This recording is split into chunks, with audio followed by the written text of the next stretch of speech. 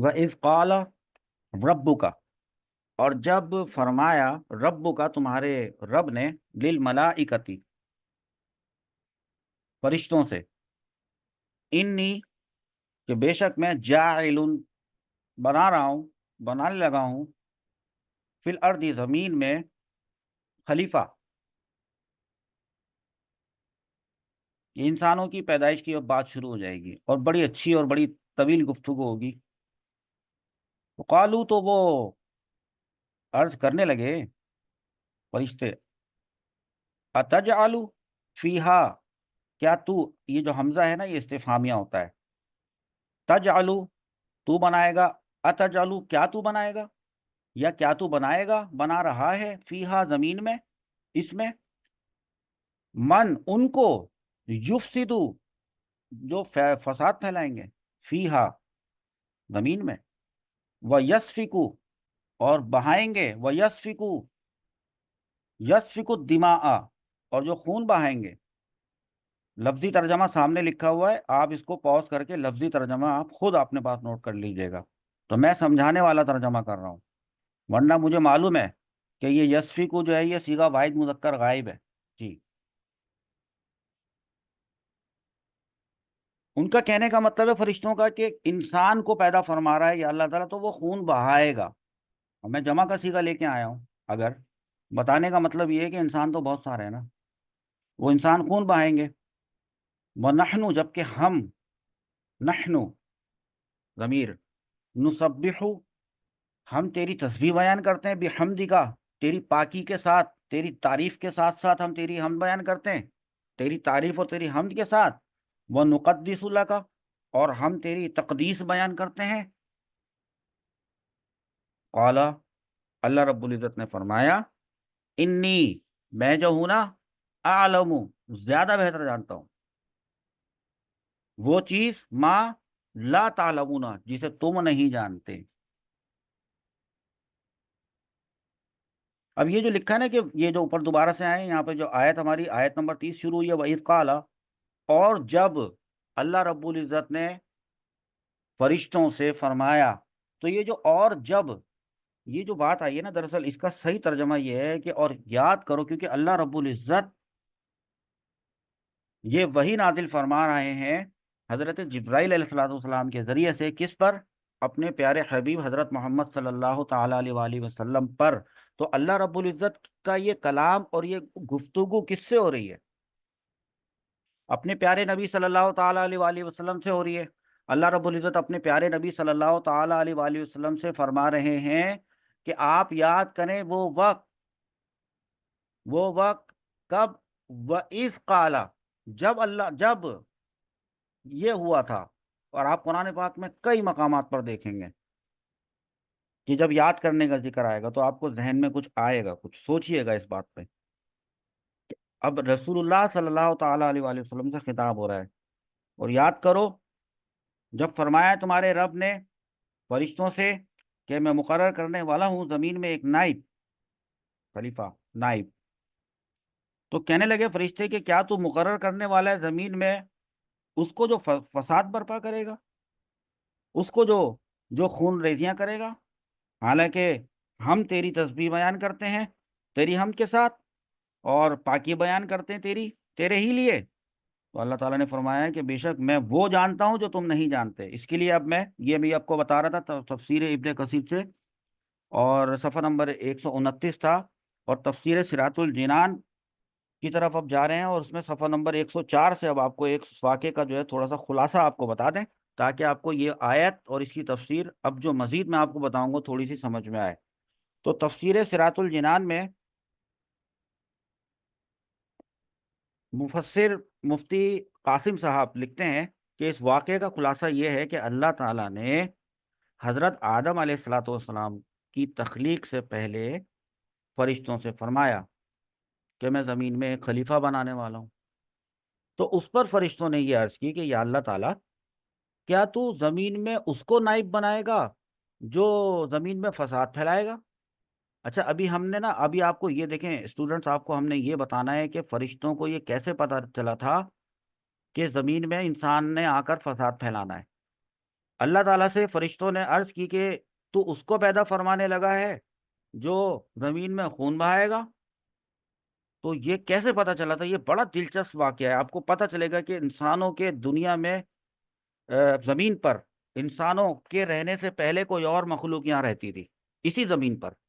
جب اللہ تعالیٰ نے زمین اور آسمان بنائے تھے، اللہ تعالیٰ نے زمین کو پیدا کیا تھا، تو یہاں پر ہم انسانوں سے پہلے ایک اور مخلوق یہاں پر رہا کرتی تھی، بالکل زندگی گزارتی تھی وہ مخلوق، اور اس کو قرآن اور حدیث اور تفاسیر سے یہ سارے آپ کے سامنے پیش کروں گا۔ تو اس ایکسپیرینس جو اس مخلوق کے ساتھ فرشتوں کا جو ایکسپیرینس تھا، انہوں نے زمین میں فساد پھیلایا تھا، اس مخلوق نے زمین میں خون بہایا تھا جو رہتی تھی اس زمین کے اوپر ہم سے پہلے، ہمارے اس دنیا میں آدم علیہ السلام کے اس دنیا کی زمین پر اترنے سے پہلے۔ جی وہ بتاؤں گا آپ کو انشاءاللہ۔ تو اس ایکسپیرینس کی بیس پر فرشتوں نے کہا کہ وہ خون بہائے گا، فساد کرے گا، حالانکہ ہم ہر وقت تیری تسبیح اور تحمید کرتے ہیں، یعنی تیری خلافت کے زیادہ مستحق تو یا اللہ تعالیٰ ہم ہیں نا۔ اچھا یہ بھی میں بتاؤں گا کہ فرشتوں نے خدا نخواستہ یہاں پہ کوئی اعتراض نہیں کیا، اور نہ ہی فرشتے جو ہے وہ اعتراض کرتے ہیں اللہ تعالیٰ کی کسی بھی بات کے اوپر۔ اس کی بھی لاجک ہے، یہ جو بات اسٹیٹمنٹ آئی ہے کہ فرشتوں نے یہ کہا ہے کہ وَنَحْنُ نُسَبِّحُ بِحَمْدِكَ وَنُقَدِّسُ لَكَ، تو اس کی پوری ایک لاجک ہے، اور وہ پوری تفصیل ہے، وہ آگے تفسیر میں آئے گی، بڑی دلچسپ ہے۔ تو اللہ تعالیٰ یعنی ان کا کہنے کا یہ مقصد تھا، بریکٹ میں مفتی صاحب نے لکھا ہے کہ یعنی تیری خلافت کے مستحق ہم ہیں، یہ انہوں نے بریکٹ میں لکھا ہے۔ تو اللہ تعالیٰ نے فرمایا کہ دیکھو بھائی، جو مجھے معلوم ہے نا فرشتوں، وہ تمہیں معلوم نہیں ہے۔ جی ہاں، پھر اللہ تعالیٰ نے حضرت آدم علیہ السلام کی تخلیق کے بعد، جب آدم علیہ السلام کو اللہ تعالیٰ نے تخلیق کر لیا، تو انہیں تمام چیزوں کے نام سکھا دیے، پھر ان چیزوں کو فرشتوں کے سامنے پیش کیا، ان چیزوں کو جن کے نام اللہ تعالیٰ نے آدم علیہ السلام کو سکھا دیے، ان چیزوں کو کروڑ ہا کروڑ چیزوں کو فرشتوں کو دکھایا، اور فرمایا کہ اگر تم سچے ہو اپنے اس دعوے میں کہ تم ہی خلافت کے مستحق ہو، تو ان چیزوں کے نام بتانا، یہ اس چیز کا نام کیا ہے، اس چیز کا نام کیا ہے، اس چیز کا نام کیا ہے۔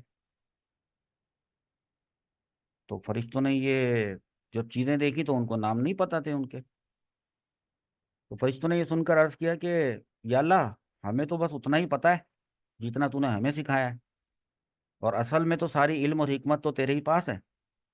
تو پھر اللہ تعالیٰ نے حضرت آدم علیہ السلام سے فرمایا کہ آدم، اب تم ذرا بتانا ان چیزوں کے نام، کیونکہ اللہ تعالیٰ نے آدم علیہ السلام کو ان تمام چیزوں کے نام سکھا دیے تھے۔ چیزوں سے مراد یہ ہے کہ اس کا نام درخت ہے، اس کا نام سمندر ہے، اس کا نام ہاتھی ہے، اس کا نام گھوڑا ہے، یہ سب ابھی آئے گا، اس کا نام انار ہے، ایسے۔ تو پھر اللہ تعالیٰ نے فرشتوں کے سامنے حضرت آدم علیہ السلام سے فرمایا کہ اے آدم، تم انہیں ان تمام اشیاء کے نام بتاؤ۔ تو حضرت آدم علیہ السلام نے انہیں ان تمام اشیاء کے نام بتا دیے۔ تو اللہ تعالیٰ نے فرمایا فرشتوں، دیکھا، کیا میں نے تم سے یہ نہیں کہا تھا کہ میں آسمانوں اور زمین کی تمام چھپی ہوئی چیزیں جانتا ہوں، اور میں تمہاری ظاہر اور پوشیدہ باتوں کو جانتا ہوں۔ یہ بھی بڑی امپورٹنٹ بات ہے کہ میں تمہاری ظاہر اور پوشیدہ باتوں کو جانتا ہوں، حالانکہ فرشتے جو ہیں ان سے وہ کبھی کچھ نہیں چھپاتے، وہ تو گناہ سے معصوم ہیں، تو وہ کبھی کچھ نہیں چھپاتے، اور سب کچھ ظاہر ہے۔ تو ایسا کیوں فرمایا؟ دراصل بیچ میں جس میں ابلیس کا ذکر آئے گا پھر میں آپ کو بتاؤں گا۔ تو یہ ابھی صرف ایک خلاصہ بتایا ہے کہ جو آیت ہم ابھی پڑھنے لگ گئے ہیں، آیت نمبر 30، اس سے اس کا تھوڑا سا بیک گراؤنڈ پتہ چل جائے آپ کو کہ دراصل یہ ایک واقعہ ہوا تھا۔ یہ آپ کو ویسے اکثر کو پتہ بھی تھا۔ فرشتے کیا ہیں ویسے؟ یہ جو ابھی ہم پڑھ رہے ہیں نا، وَإِذْ قَالَ رَبُّكَ لِلْمَلَائِكَةِ، یہ جو لِلْمَلَائِكَةِ، اس میں ملائکتی جو آیا ہے فرشتے کے بارے میں جو ہے وہ تھوڑا سا آپ سن لیں کہ فرشتے نوری مخلوق ہیں۔ صفحہ نمبر 106 صراط الجنان۔ فرشتے نوری مخلوق ہیں، گناہوں سے معصوم ہیں، یعنی ان کو نور سے اللہ رب العزت نے بنایا ہے۔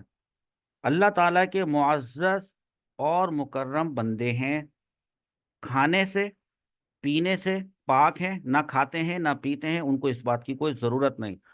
نہ مرد ہیں نہ عورت ہیں، وہ اس بات سے جنس سے بھی پاک ہیں، مرد یا عورت ہونے سے بھی پاک ہے۔ اب واپس تفسیر ابن کثیر کے صفحہ نمبر 130 پہ چلتے ہیں۔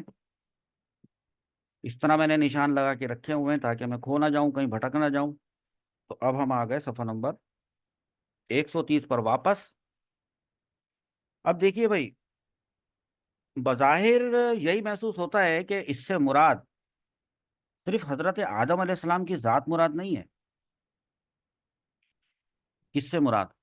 جب اللہ رب العزت نے یہ فرمایا نا کہ انی جاعل، میں بنانے لگا ہوں فی الارضی، زمین میں خلیفہ، ایک نائب، تو مفسرین کرام فرماتے ہیں کہ بظاہر تو یہی محسوس ہوتا ہے کہ اس سے مراد صرف آدم علیہ السلام کی ذات نہیں ہے مراد، کیونکہ اس طرح فرشتوں کے اس قول کا معنی مستحسن نہیں رہتا کہ خون پھیلائے گا اور بہائے گا۔ آدم علیہ السلام نے تھوڑی نہ کرنا ہے۔ اتجعل فیہا من یفسد فیہا ویسفک الدماء، یہ تو ان کی مراد یہ تھی کہ بنی آدم، آدم نہیں بنی آدم، آدم کی اولاد، تو بنی آدم یہ دنگا فساد کریں گے، اور انہوں نے اللہ تعالیٰ کے دیے ہوئے علم سے یہ بات نوٹ کر لی تھی۔ ایک بات اور اس کی بڑی تفصیل ہے کہ کیسے فرشتوں نے یہ بات کی تھی، آگے آنے والی آیتوں کی تفسیر میں یہ بات آپ کو بتائی جائے گی کہ اپنے خصوصی علم سے انہوں نے یہ بات جان لی تھی، نوٹ کر لی تھی، یا بشری طبیعت اس کو دیکھ کر انہوں نے اندازہ لگایا، کیونکہ اللہ تعالیٰ نے انہیں یہ خبر دی تھی کہ اس کی جو بناوٹ ہے یا اس کی جو تخلیق ہے، اس کی جو آفرینش ہے انسان کی، آدم کی، کھن کھناتی ہوئی مٹی سے ہوگی جو پہلے سیاہ بدبودار گارا تھی، صحیح؟ تو خلیفہ کے لفظ سے بھی واضح فرشتوں نے یہ سمجھا کہ خلیفہ کا مطلب کیا ہوتا ہے، جو لوگوں کے مابین جو ہے وہ جھگڑوں کا، تنازعات کا فیصلہ کرے گا، تو یہ مسئلہ ہے، اور واقعی اور انہیں حرام باتوں اور گناہ کی باتوں سے روکنے والا ہوگا۔ اور پھر جو میں ابھی آپ کو بار بار کہہ رہا ہوں نا کہ میں آپ کو بتاؤں گا کہ وہ کون سی مخلوق تھی، جس کے ایکسپیرینس کی بیس پہ، جس کی آبزرویشن پہ فرشتے یہ کہہ رہے تھے کہ ایسا کرے گا، نئی مخلوق ایسا کرے گی، تو پھر انہوں نے دراصل آدم کو، بنی آدم کو، زمین پر پہلے رہنے والی سابقہ مخلوق پر قیاس کیا، کہ جیسے وہ مخلوق تھی جو زمین پہ رہتی تھی، انہوں نے ایسا کیا، تو اس لیے پھر کہیں یہ بھی ایسا نہ کرے۔ اور ملائکہ کا یہ جو قول ہے اللہ رب العزت کی ذات پر، معاذ اللہ، کوئی خدا نہ خواستہ نہ تو کسی اعتراض کی وجہ سے ہے، اور نہ ہی ایسا ہے کہ یہ آدم علیہ السلام سے یا آدم علیہ السلام کی اولاد سے فرشتے کوئی حسد کرتے تھے، ایسا بھی کچھ بھی نہیں ہے، کیونکہ اللہ رب العزت نے تو فرشتوں کی شان میں فرمایا ہے کہ وہ بلا اجازت اللہ تعالیٰ سے کسی بات کا سوال نہیں کرتے۔ سورۃ الانبیاء آیت نمبر 27 لا یسبقونہ بالقول، کہ وہ بلا اجازت اللہ سے کسی بات کا سوال نہیں کرتے۔ چنانچہ یہاں اللہ وحدہ لا شریک نے انہیں خبر دی کہ وہ زمین میں ایک مخلوق کو پیدا کرنے والا ہے۔ اللہ رب العزت نے ان کے سوال کا جواب دیتے ہوئے ارشاد فرمایا کیا؟ ایک سیدھی سیدھی بات، قالا انی اعلم ما لا تعلمون، کہ اس کے فسادی ہونے کے باوجود جس مصلحت کی بنا پر، جس حکمت عملی کی بنا پر میں انسان کو پیدا کر رہا ہوں، وہ ریزن تو اس کا علم صرف مجھے ہے، اور اے فرشتوں تم نہیں جانتے۔ میں ان میں انبیاء پیدا کروں گا، ان میں رسول پیدا کروں گا، ان میں صدیق پیدا کروں گا، ان میں شہداء ہوں گے، ان میں عابد ہوں گے جو میری عبادت کریں گے، اس میں زاہد ہوں گے، اس میں اولیاء ہوں گے، اس میں ابرار نیک لوگ ہوں گے، اس میں مقربین ہوں گے، اس میں باعمل علماء ہوں گے، اس میں صالحین ہوں گے، متقی لوگ ہوں گے، اللہ تعالیٰ سے محبت کرنے والے ہوں گے، اللہ تعالیٰ کے رسولوں سے محبت کرنے والے لوگ بھی ہوں گے، اور حضرت محمد صلی اللہ تعالیٰ علیہ وآلہ وسلم کی شان کو سمجھنے والے لوگ بھی ہوں گے، اقرار کرنے والے لوگ بھی ہوں گے، چھپانے والے لوگ نہیں ہوں گے، کھل کھل کر حضور پاک صلی اللہ تعالیٰ علیہ وآلہ وسلم کی شان کو کھل کھل کر بیان کرنے والے لوگ بھی ہوں گے۔ مطلب یہ مطلقاً یہ بات مطلب یہ نہیں کہہ سکتے کہ زمین میں صرف آدم کی اولاد جو ہے وہ فساد ہی پیدا کرے گی اور خون ہی بہائے گی. نہیں، اللہ تعالیٰ نے فرمایا کہ یہ بھی تو لوگ ہوں گے اس میں جو محبت کرنے والے ہوں گے. اور صحیح حدیث میں ہے کہ ملائکہ جب بندوں کے اعمال لے کر، ذرا توجہ سے سنیے گا، توجہ. ہوں جی سر. کہ ملائکہ جب بندوں کے اعمال لے کر اللہ تعالیٰ کی بارگاہ میں حاضر ہوتے ہیں نا، حالانکہ اللہ تعالیٰ کو تو سب پتہ ہوتا ہے نا کہ کس نے کیا عمل کیا ہے، لیکن جب فرشتے لے کر آتے ہیں اللہ تعالیٰ کی بارگاہ میں، تو وہ اللہ رب العزت جو کہ ہر چیز کا علم رکھتا ہے، جاننے کے باوجود اللہ تعالیٰ ان سے دریافت فرماتا ہے کہ جو تم آئے ہو لے کر اعمال میرے بندوں کے، تو تم نے میرے بندوں کو کس حال پر چھوڑا. تو اللہ تعالیٰ سے فرشتے عرض کرتے ہیں کہ جب ہم ان کے پاس گئے تھے تیرے بندوں کے پاس تو وہ نماز پڑھ رہے تھے، اور جب ہم نے انہیں چھوڑا، جب ہم گئے تھے تو وہ نماز پڑھ رہے تھے، اور جب ہم واپس آئے تو ہم نے دیکھا تب بھی وہ نماز پڑھ رہے تھے. اس حال میں ہم نے ان کو چھوڑا کہ وہ نماز ادا کر رہے تھے. مفسر فرماتے ہیں کہ اس کی وجہ یہ ہے کہ ایک مطلب اگر فرشتے جو ہے وہ کسی انسان کے پاس اترتے ہیں اور وہ کہہ رہے ہیں کہ جب ہم گئے تو وہ نماز پڑھ رہا تھا، پھر اللہ تعالیٰ نے فرمایا کہ چھوڑا کس حال میں، جب واپس آئے تو کس حال میں تھا، تو تب بھی وہ نماز پڑھ رہا تھا. اب ایک بندہ مطلب 24 گھنٹے تو نماز نہیں پڑھ رہا ہوتا نا، لیکن فرشتے تو یہ کہہ رہے ہیں. تو مفسر علیہ رحمہ فرماتے ہیں کہ اس کی وجہ یہ ہے کہ فرشتوں کا ایک گروہ فجر کی نماز کے وقت آتا ہے. صحیح. اچھا. جبکہ جو دوسرا گروہ ہے وہ عصر کی نماز کے وقت آتا ہے. جب وہ عصر کی نماز کے وقت آتا ہے تو وہ جو فجر سے فرشتوں کا جو گروہ انسان کے لیے، انسان کی حفاظت کے لیے، انسان کے اعمال جمع کرنے کے لیے جو موجود تھا، انسان کے پاس فرشتوں کا جو گروہ فجر سے آیا ہوا، تو جب عصر کے وقت جو دوسرا گروہ آتا ہے تو یہ پہلے والا چلا جاتا ہے. صحیح. پہلا والا فریق واپس چلا جاتا ہے، اور اپنے ساتھ جو ہے وہ دن بھر کے فجر سے لے کے عصر تک کے جو ہے وہ اعمال بھی ساتھ وہ فرشتے لے جاتے ہیں. جیسا کہ حدیث مبارکہ میں ہے کہ نبی کریم صلی اللہ علیہ وآلہ وسلم نے ارشاد فرمایا کہ رات کا عمل، رات بھر کا عمل دن سے پہلے پہلے اللہ تعالیٰ کی بارگاہ میں پیش کر دیا جاتا ہے، اور دن کا عمل، دن کا سارا اعمال نامہ وہ رات آنے سے پہلے پہلے اللہ تعالیٰ کی بارگاہ میں پیش کر دیا جاتا ہے. چنانچہ اسی لیے فرشتے کہتے ہیں کہ جب ہم آئے تو وہ نماز پڑھ رہا تھا، اور جب ہم ان کے پاس سے واپس لوٹے اس وقت بھی وہ نماز پڑھ رہا تھا. اور ایک قول یہ ہے کہ فرشتوں کا یہ کہنے کا مقصد صرف یہ نہیں تھا کہ یہ جو ابھی جو پیچھے بات چلی کہ انہیں زمین میں آباد کیا جائے گا، تو اللہ تعالیٰ نے فرمایا کہ میں جانتا ہوں، یعنی فرشتے مطلب فرشتوں کا یہ کہنا کہ ہم زیادہ مستحق ہیں اس کے وَنَحْنُ نُسَبِّحُ بِحَمْدِكَ وَنُقَدِّسُ لَكَ، اس کا یہ مطلب نہیں تھا کہ فرشتے یہ چاہتے تھے کہ اللہ تعالیٰ نے زمین کو بنایا ہے، ایک نئی چیز پیدا کی ہے کائنات کے اندر، تو ہمیں مطلب وہاں رہنے دیا جائے اور فرشتوں کو، اور فرشتوں کو ہی اللہ تعالیٰ اپنا خلیفہ بنائے. تو یہ مقصد نہیں تھا، یہ مقصد نہیں تھا. مفسر لکھتے ہیں کہ یہ نہیں چاہتے تھے کہ فرشتے کہ ان کو آباد کیا جائے زمین میں. تو اللہ تعالیٰ نے فرمایا کہ میں جانتا ہوں تمہارا آسمان پر ہی رہنا بہتر ہے، تمہارے لیے زیادہ مناسب ہے کہ تم آسمان پر ہی رہو فرشتوں، اور تمہارے لیے یہی جگہ زیادہ بہتر ہے. اب بات سنیں. ابن ابی حاتم حضرت عبد الرحمن بن ثابت سے روایت کرتے ہیں کہ رسول اللہ صلی اللہ علیہ وسلم نے ارشاد فرمایا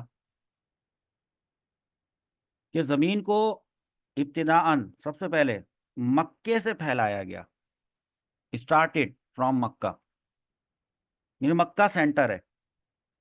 سب سے پہلے فرشتوں نے بیت اللہ شریف کا طواف کیا. کب؟ جب زمین بنی اس وقت. یعنی یہ جگہ تو مقرر تھی نا کہ یہ وہ جگہ ہے جہاں پہ بیت اللہ خانہ کعبہ بنے گا. تو اللہ تعالیٰ نے فرمایا کہ میں زمین میں یعنی مکے میں خلیفہ بنانے والا ہوں. یہ تفسیر تبری سے لیا تھا، اس کے صفحہ نمبر 200 اور 201 سے، جلد نمبر 1 سے. جلد نمبر 1 اور صفحہ نمبر 200، آدھی بات اور آدھی بات 201، یہ مکے والی بات۔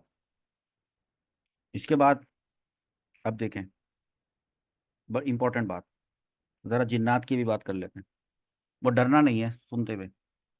حضرت عبداللہ ابن عباس رضی اللہ تعالی عنہما، ان سے مروی ہے کہ جنات سب سے پہلے زمین میں بستے تھے۔ سب سے پہلے زمین پر رہنے والی جو مخلوق تھی آدمی سے پہلے، انسان سے پہلے، وہ جنات تھی۔ لیکن انہوں نے زمین میں فساد کیا اور خون بہایا جنات نے، اور ایک دوسرے کو قتل کرتے رہے۔ پھر اللہ تعالیٰ نے ابلیس کو ان کی طرف بھیجا، ابلیس کو جنات کی طرف بھیجا اللہ تعالیٰ نے، یہ سنیں آپ، اور اس کے ساتھیوں نے ان سے جنگ کی،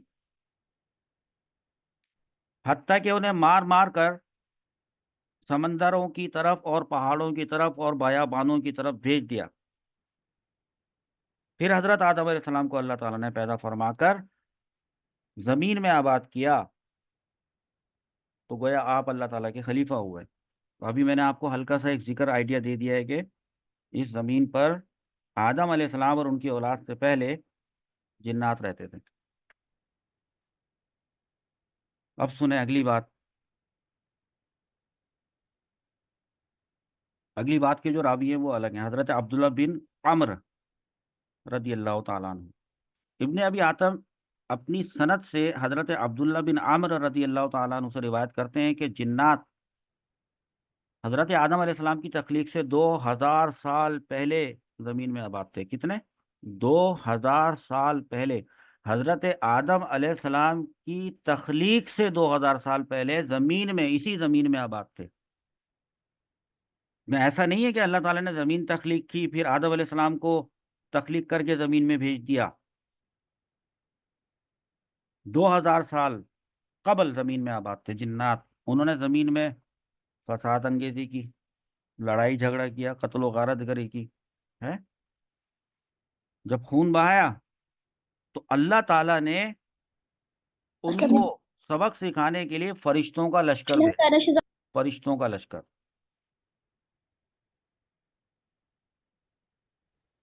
اللہ تعالیٰ نے السلام علیکم سر۔ فرشتوں کا لشکر بھیجا، جنات انہوں نے مار مار کر جنات کو مار مار کر سمندروں کی طرف بھگا دیا۔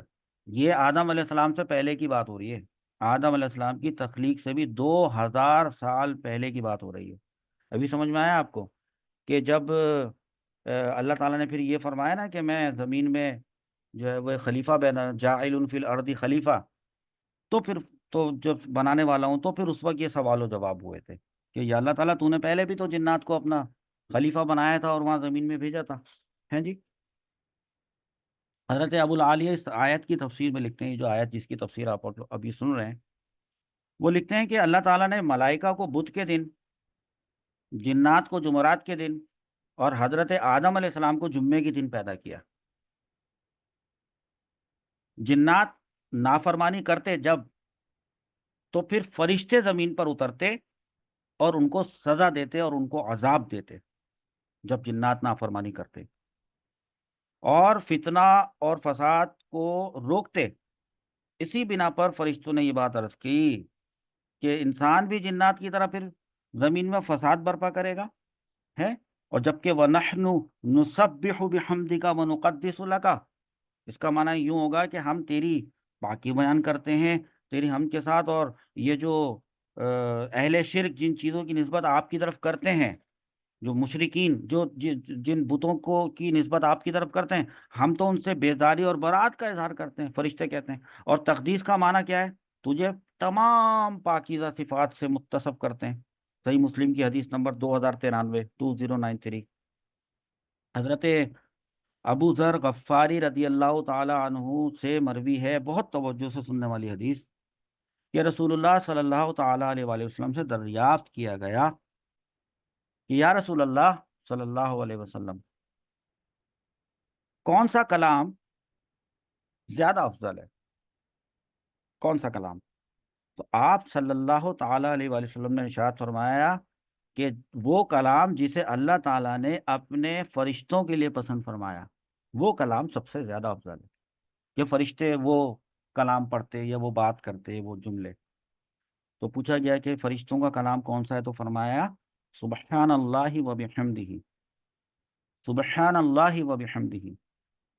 اور ایک جگہ ہے سبحان اللہ و بحمدہ سبحان اللہ العظیم، اور ایک جگہ ہے سبحان اللہ و بحمدہ سبحان اللہ العظیم و بحمدہ استغفر اللہ.